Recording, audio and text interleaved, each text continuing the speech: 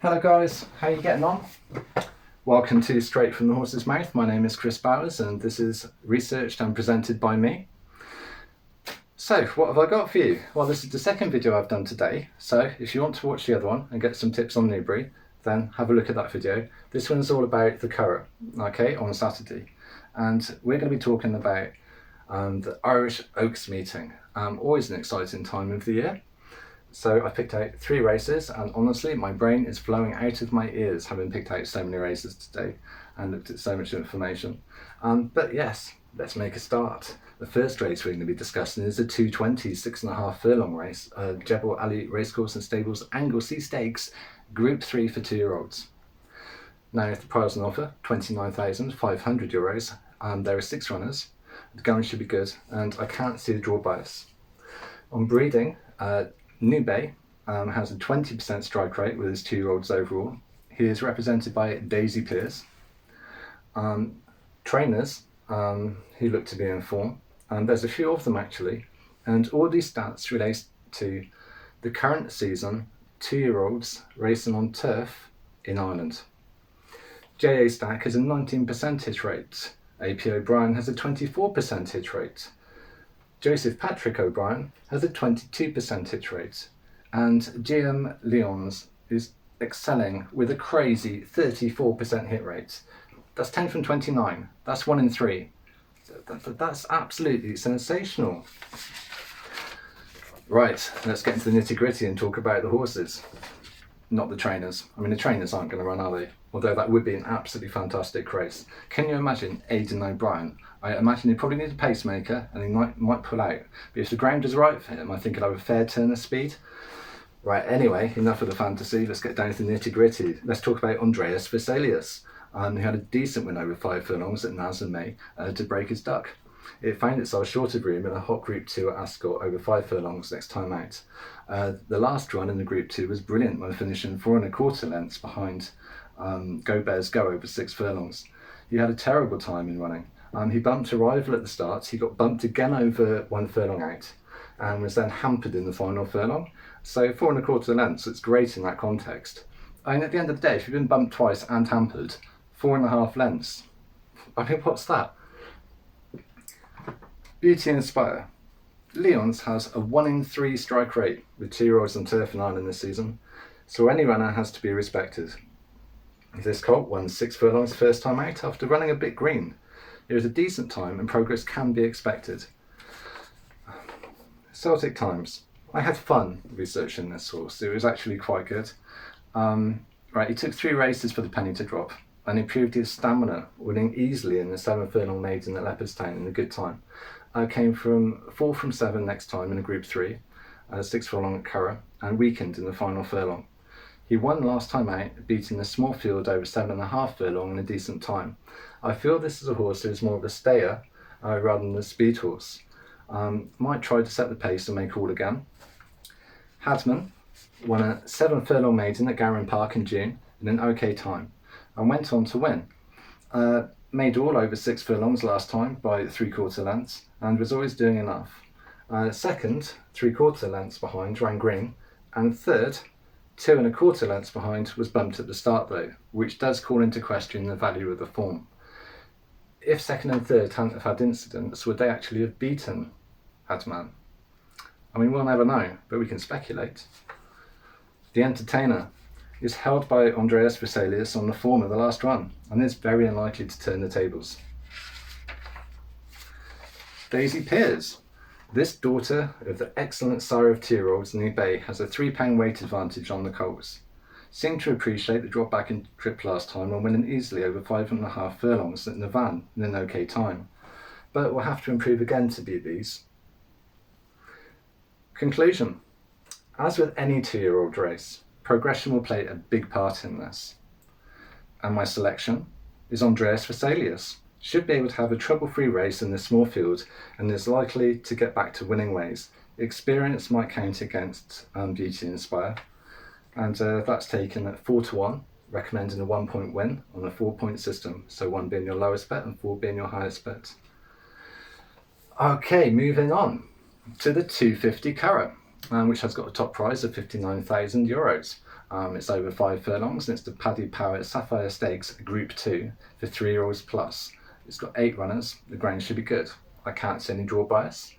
Progressive horses include Logo Hunter and Romantic Proposal. The runners, Strong Johnson, which will need to grow wings to win this. Eros and Psyche, one maiden in a good time over 5 furlongs in April, beaten by Logo Hunter over 5 furlongs in June. Gonna find it hard to turn the tables. Munista, fast 3-year-old filly, but it's been beat twice by Logo Hunter over 5 furlongs and 6 furlongs. Naked Challenge, regressive. That means he's moving backwards in the ratings, and he's out of his depth in this, quite frankly. Watch him on home. Gustavus Western.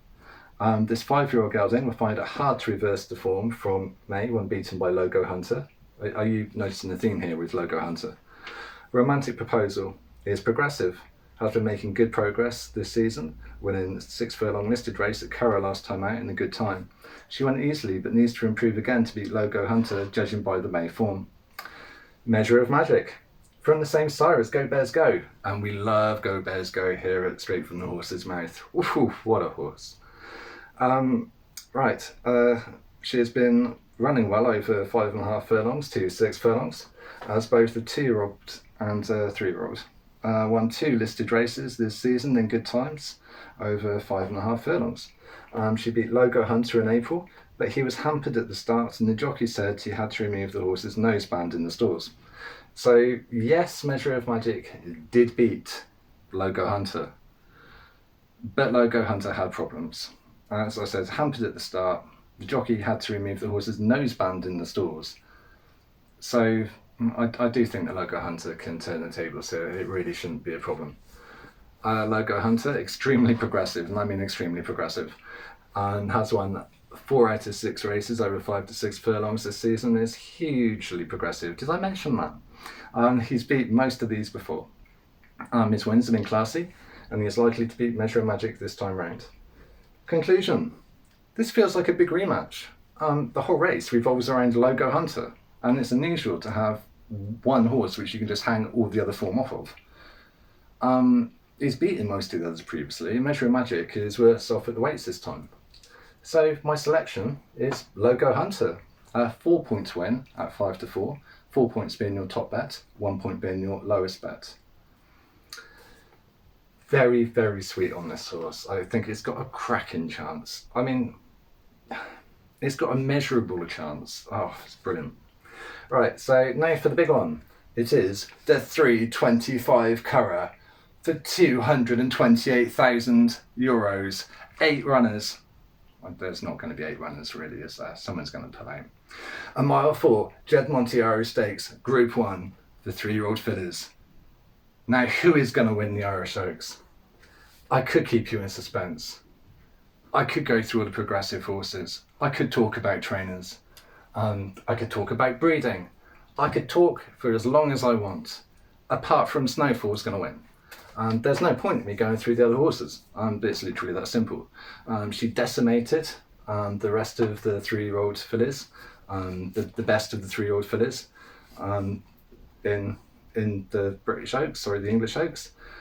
And I honestly cannot see any way, unless there's an act of God, maybe a volcano happens, or there's an earthquake, or maybe the ground opens up, or maybe the jockey falls off, or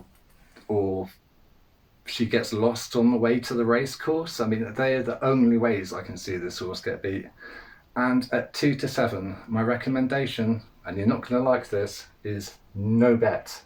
0 points on a 1 to 4 system. Now, the reason why I'm recommending no bet on Snowfall isn't because it's going to win. It is going to win. It's going to triumph. It'll probably be majestic, but 2 to 7 is only value to the bookies. You could be thinking, oh, yeah, I'll use it to prop up a Yankee. I'll use it to prop up a Trixie. It's still not massively useful because, I mean, you're not adding much to the price in a double. If one of the prices is 2 to 7, you're not going to be getting decent value. Certainly not one to include in the Lucky 15, because if that's your only horse you're getting in the Lucky 15, even at treble the odds, you're still going to be embarrassed to pick that up. So if you absolutely had to bet on the Irish Oaks, which no one absolutely has to bet on anything. But if you absolutely had to, I mean, say somebody came in and they put me up against this wall and they've got a gun to my head and said, tell me the bet. I would say the only thing you can really do if you want to make any money and have new value is lay Snowfall. I'm absolutely not recommending laying Snowfall for the win on Betfair. But that's the only value you're going to find. If you're trying to find something to beat it, you're probably going to have all of the other horses on your side. I cannot stress enough just how good this Aidan O'Brien horse is. Absolutely fantastic. So yeah, sorry to disappoint, but that is my recommendation. And after all this, I'm just going to sum up the recommendations from this video. And the first one is in the 220 6.5 furlong race at the Curragh. And the selection is a lot easier to find just now. The selection is Andreas Vesalius, 1 point at 4-1. In the next race, which is the 250 Curragh, the selection is Logo Hunter, 4 points at 5-4. The next race is the 325 Curragh, Irish Oaks. The selection is No Bet, 0 points. Okay, thank you very much for watching, and I've got a little bit of humble pie to eat. I doubted Japan, I doubted Aidan O'Brien, I said Aidan O'Brien had lost his way with Japan, and sure enough Japan came out and beat my selection. Now, I'm as confused as the rest of you. I've got no idea how Japan has managed to do this, but I'm really hoping that Japan continues to prove me wrong in the future, because I'd love to see him return back to his 3-year-old form, and so would a bunch of you guys. So I don't actually have a pie to eat, so we're just going to have to imagine I'm eating my humble pie. Nom, nom, nom, nom, nom, nom, nom. A quick genuflex in Aidan O'Brien's direction, because I said he'd lost his way with the horse and he hadn't. And apart from that, I would like to close this program by wishing you guys the best of luck. Okay, remember, these are just my opinions. You'll have your own opinions. Make sure you're betting on the horse you want to bet on. Now, I would really enjoy to hear from you guys. I'd love to hear your comments. I want to know who you think is going to win. I want to know where you think that I'm wrong. I'd like to know just any more features you'd like me to do, any differences in delivery or the makeup of the program. And yeah, if you've enjoyed it, smash that like button, smash that subscribe button, and I'll continue doing these videos for you. So thank you very much. You're very valued. Thank you for making it this far, okay? And best of luck, guys. All right, take it easy.